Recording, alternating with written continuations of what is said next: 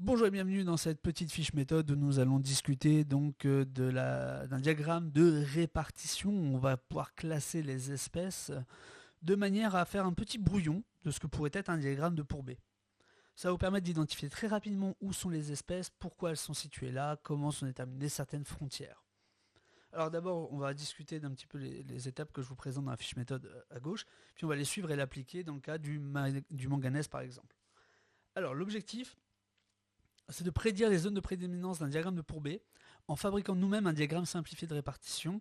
Et du coup, on va pouvoir raisonner dessus pour pouvoir rapidement attribuer des régions de prédominance, des zones d'un diagramme que vous donnerez qui serait à compléter. Alors l'étape 0, c'est facile, c'est lire l'énoncé et trouver où est la concentration de tracé. La concentration de tracé, c'est la concentration à laquelle le diagramme de Pourbet a été fabriqué, construit, et où les droites ont été imposées à telle concentration. Très très important de savoir faire ça. Dans certains diagrammes, la concentration de tracé aura beaucoup d'importance, surtout quand elle a une certaine dimension notée sur l'élément de l'espèce ou par atome. Vous verrez ça du coup dans le corrigé UTD, on en discutera. Étape 1. Associer à chaque espèce présente un degré d'oxydation pour l'atome subissant une oxydoréduction. Donc il y a un atome qui est central à chaque fois dans un diagramme de Pourbet. On a un diagramme de Pourbet par exemple pour le manganèse, pour le mercure, pour le zinc, pour le chlore. Et donc il va y avoir plusieurs espèces qui vont se former. Par exemple pour le chlore on peut avoir des ions hypochlorites, Cl au moins. Ça ne veut pas dire qu'on va s'occuper de l'oxygène. Okay, on se concentrera à ce moment-là sur le chlore. Une fois qu'on a identifié du coup les atomes qui vont, enfin l'atome qui va subir une oxydation et une réduction dans les plusieurs espèces, on les classe par rapport au nombre d'oxydations et on peut identifier si l'espèce est une base conjuguée ou un acide conjugué dans un couple acide-base. Ça peut se faire un peu en même temps parce que si le degré d'oxydation est identique pour deux espèces, ça veut dire que les deux espèces ont un rapport de acide-base. Et du coup, si vous savez dire qui est l'acide et qui est la base, alors vous pourrez un petit peu plus facilement les placer, puisque là, on est en train de s'occuper d'un diagramme qui évolue en fonction du pH et bien sûr du potentiel. Étape 2. Identifier l'ensemble des couples redox et classer ces espèces verticalement par nombre d'oxydation. Vous avez des couples redox et donc vous pourrez ensuite les classer selon le potentiel où est-ce qu'ils devraient se situer. En réalité, nous, ce qu'on va faire, c'est le classer par nombre d'oxydation, tout simplement, et ça va être pertinent. Ça va représenter à peu près la même chose. Étape 3, identifier les espèces au même nombre d'oxydation et qui sont dans la même phase. Leurs zones de prédominance sont dictées par un pK, peu importe la concentration de tracé. Si on a de l'acide chlorhydrique et des ions chlorure, par exemple, le degré d'oxydation du chlore est le même. Dans l'acide chlorhydrique, il est de -1, dans le chlorure, il est de -1. Et les deux sont solubles dans l'eau, donc les deux sont retrouvés dans l'eau. Donc, puisque c'est une réaction acido-basique, et que les deux sont dans l'eau, la frontière à laquelle vont se placer HCl et Cl-, bah, c'est le pK. Alors en l'occurrence, le pK de HCl, Cl-, eh bien, est tellement bas qu'il ne pourrait pas être affiché ici, puisque nous, on va se concentrer entre 0 et 14.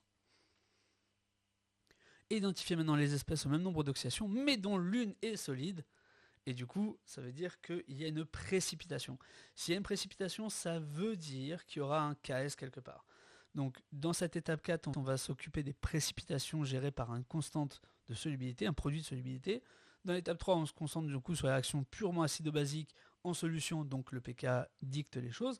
Et pour ces deux cas, on a ce qu'on appelle une frontière verticale. Nous, on va représenter des frontières horizontales pour tout ce qui est redox, alors que normalement, vous le savez, du coup, maintenant, il peut y avoir des pentes. Vous pouvez avoir des choses qui dépendent, notamment, le potentiel peut dépendre du pH. Donc, on va voir dans l'expression Nernst, vu qu'il y a des H+, qui apparaissent dans la demi-équation, on va voir ces H+, qui interviennent dans l'expression du potentiel. On ne va pas faire ça puisqu'on n'exprime pas un potentiel. Vous voyez, on a simplifié les choses. Alors si je veux m'occuper par exemple du manganèse, je vais pouvoir vous donner les espèces suivantes. On a Mn, MnO2, le dioxyde de manganèse, et l'hydroxyde même de manganèse, MnOH, deux fois, qui est un solide, tout comme MnO2 d'ailleurs, c'est aussi un solide. Le manganèse est un métal solide. Et il ne nous reste plus que Bah Mn2+, tiens. Mn2+, qui lui est l'ion manganèse, qui se trouve du coup à être en solution aqueuse.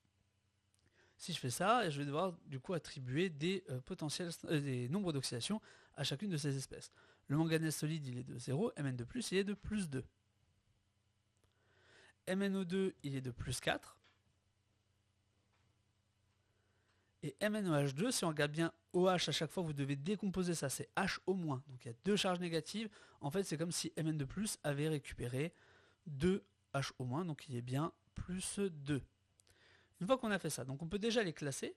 Si je les classe verticalement, j'obtiens Mn.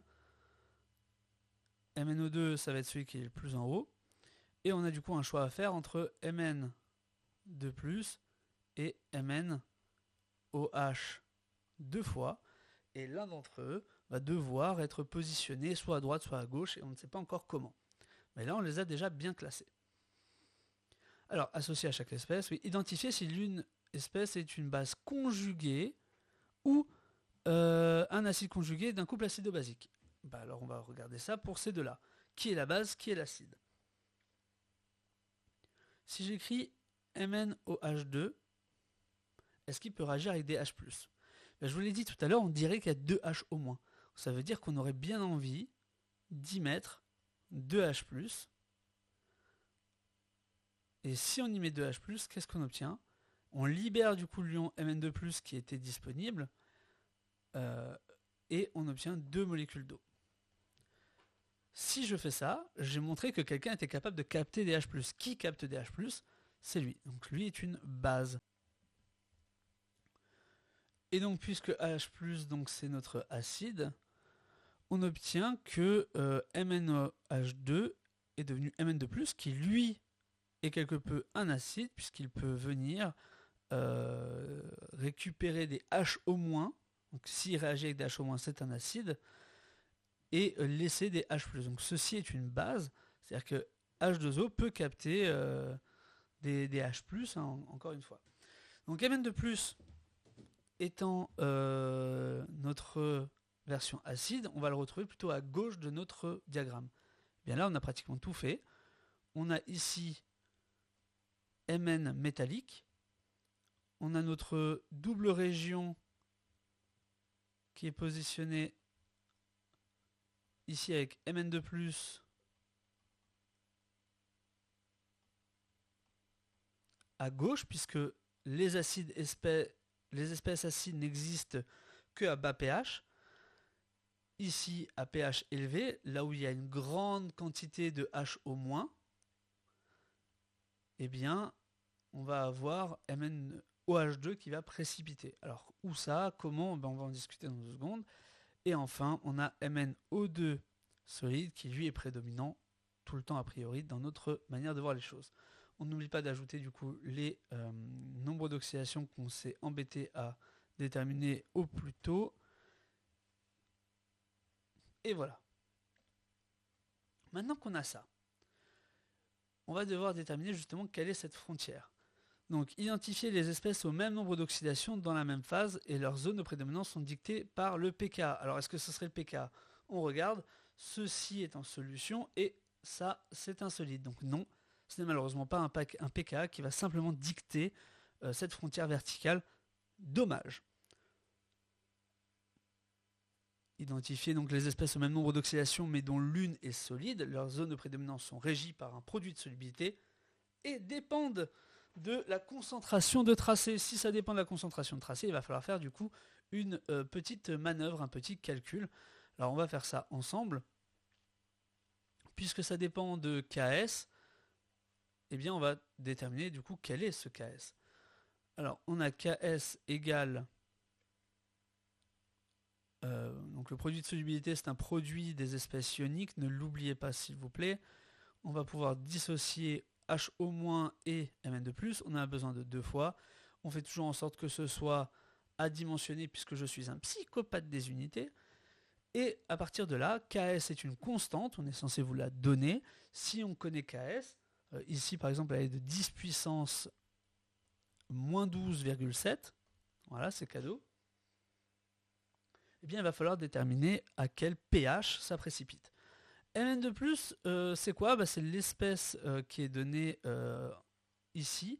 À cette frontière-là, les deux espèces en question, il y a Mn2+ aqueux et MnOH2 solide. À ce moment-là, ça veut dire que la concentration de tracé est égale à l'ensemble des espèces qui sont en solution. Il n'y a qu'une seule espèce en solution, donc c'est extrêmement facile. La concentration de tracé, c'est la concentration Mn2+. En isolant ici la concentration H-, on va pouvoir déterminer à quel pH ça va précipiter pour cette concentration en ion Mn2+. Pour faire ça, on va isoler KS, on va isoler H-, donc on va faire KS sur la concentration de tracé. Ça, c'est égal à la quantité en H- au carré divisé par C standard puissance 3. Oui, ici c'est un 3. On sait aussi que la quantité en H-, c'est en fait tout simplement relié à la quantité en H3O+. Alors comment on fait ça? On veut exprimer le pH. Donc puisqu'on veut exprimer le pH, nous ce qu'on veut c'est la quantité en H3O+. Puisqu'on veut la quantité en H3O+, il nous suffit de prendre le KE. C'est standard au carré. Donc je rappelle, le KE, c'est la constante d'autoprotélyse de l'eau. Pareil, on est censé toujours vous la laisser à disposition. En tous les cas, c'est pas très compliqué à retenir. 10 puissance moins 14. Là, on vient juste de déterminer que notre pH de précipitation, ça allait être moins log de l'activité en H3O+ habituellement, mais ici, on va considérer que c'est la concentration, puisque on devrait être dans des concentrations assez basses.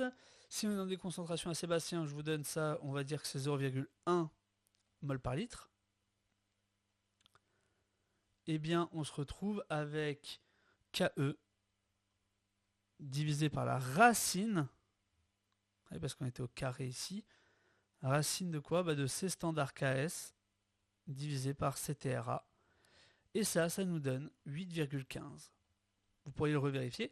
Et donc sur votre petit diagramme, on devrait trouver qu'à 8,15, on a bien la précipitation du dihydroxyde de manganèse. Donc ça, on peut le faire à chaque fois pour plein d'espèces différentes, pour plein de diagrammes de répartition. Ça vous permet ensuite, quand on vous donne le vrai diagramme de Pourbet, en l'occurrence de la molécule, de savoir quoi en faire. Et là, maintenant, je vous affiche à quoi devrait ressembler le diagramme de Pourbet du manganèse, et vous devriez être capable, donc, maintenant, d'associer ça. Donc, vous pouvez savoir que si vous avez une frontière verticale, comme ici, et qu'elle est effectivement à peu près proche de 8,15, vous savez que vous avez Mn de plus ici, Mn en bas, là où c'est grisé, à l'état solide. Vous avez donc la partie verte, bien sûr la version basique de MnOH2 à l'état solide. Au-dessus, vous avez MnO2. Et bien sûr, il y a une autre espèce encore. On pourrait continuer comme ça. Le diagramme, en réalité, du manganèse est extrêmement compliqué avec beaucoup de régions. Mais voilà déjà pour ces 4 régions que vous pouvez tout de suite attribuer. Et bien voilà, j'espère que ça a été clair pour vous. Je vous souhaite un bon courage pour la suite des révisions.